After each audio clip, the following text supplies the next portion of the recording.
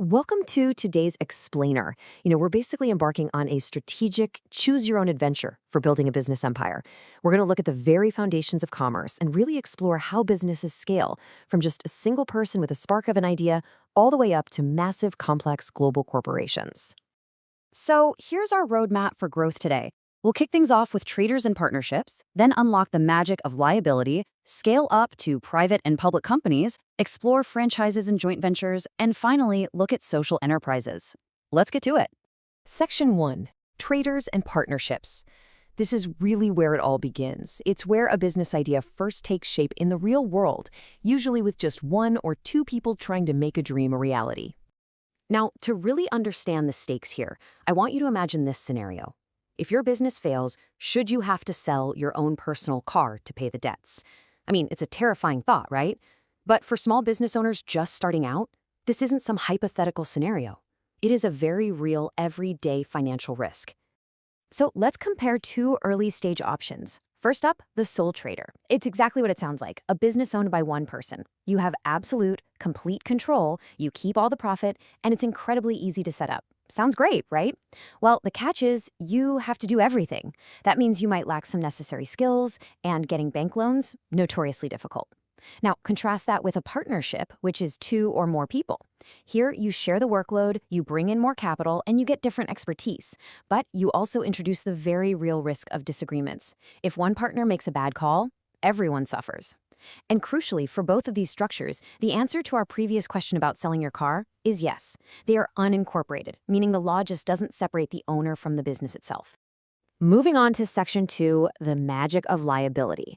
This is basically the ultimate cheat code to grow beyond those incredibly risky small structures.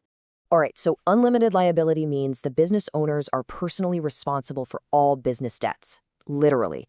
If the business goes bankrupt, your house, your car, your personal assets are all on the line to pay off those loans. It's the terrifying reality for sole traders and partnerships that we just talked about. So to escape this, businesses evolved to use its exact opposite, limited liability. With limited liability, the business is legally recognized as its own completely separate entity. The only money you can lose is the money you actually invested into the business. Your personal house, completely safe. And this legal protection unlocks a whole new level of growth because it introduces a brand new concept, shareholders. People can buy shares in your business, injecting cash without having to actually run the day-to-day operations. And why would they do that? Well, for dividends. A dividend is simply a share of the business profit distributed to these shareholders on a per-share basis. They risk only what they invested, and in return, the board of directors awards them a cut of the profits. This simple mechanism absolutely paves the way for massive corporate scaling. Which brings us to Section 3, private and public companies. This is where we scale up to see limited liability in full action.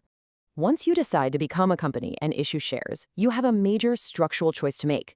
You could go with a private limited company. This means you sell shares, but only to a trusted circle, like friends, family, or specific investors you explicitly invite. It's fantastic for moderate scale and maintaining a tight grip on operations, but it's harder to transfer those shares later. And you still have to publish your financial accounts. On the flip side, we have the public limited company. This model is designed for massive, rapid growth. You sell shares openly on the stock exchange to anyone in the general public. You can raise a staggering amount of capital this way, but it comes with heavy regulations, including holding annual general meetings where your thousands of new shareholders actually get a say in how things are run. So the crucial point here is this constant teeter-totter between control and capital, which creates the takeover risk. See, when a public company sells shares openly, literally anyone can buy them. If you, the original founder, let your ownership drop below 51% in exchange for all that capital, you lose ultimate control. The shareholders at the annual general meeting, or AGM, vote in the board of directors. So think about that. You might get incredibly wealthy from selling the shares, but you could quite literally be voted out of power and fired from the very company you built. Wild, right? All right, Section 4, the franchise model. This is all about renting someone's success rather than starting from scratch or giving up your shares on the stock market. Let's start by defining the franchisor. This is the main organization. Think of global giants like KFC, McDonald's, or Starbucks. They allow another party to use their exact brand name, their promotional logos, and their strictly defined business model. This brilliantly explains how these companies expand so rapidly across the globe. They don't have to put up the immense capital to build every single shop themselves. Instead, they essentially sell the blueprint to local operators. But obviously, it's not free. If you are the local owner, the franchisee, you first have to pay a massive one-time license fee just to get in the door. And then comes the royalty. A royalty is a continuous percentage of every single sale that goes straight back to the franchisor.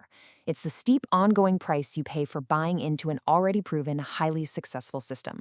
This really creates a delicate balancing act. For the franchisor, they get lightning-fast expansion and local market knowledge basically for free. But their biggest disadvantage? The risk to their global brand reputation and all the training costs. If one local franchisee runs a dirty restaurant, the whole brand suffers globally. On the flip side, for the franchisee, while they get a much safer bet, an established brand, and easy supplier access, the trade-off is far less independence. You have to follow strict rules, sometimes down to the exact color of the chairs, and you're constantly paying those royalty fees, which definitely eats into your total profits. Now for Section 5, Joint Ventures. What if you want global expansion without selling shares or franchising? Well, you team up. A joint venture happens when two or more already existing independent businesses decide to team up. They share resources, risks, and local knowledge to start a brand new, specific project together.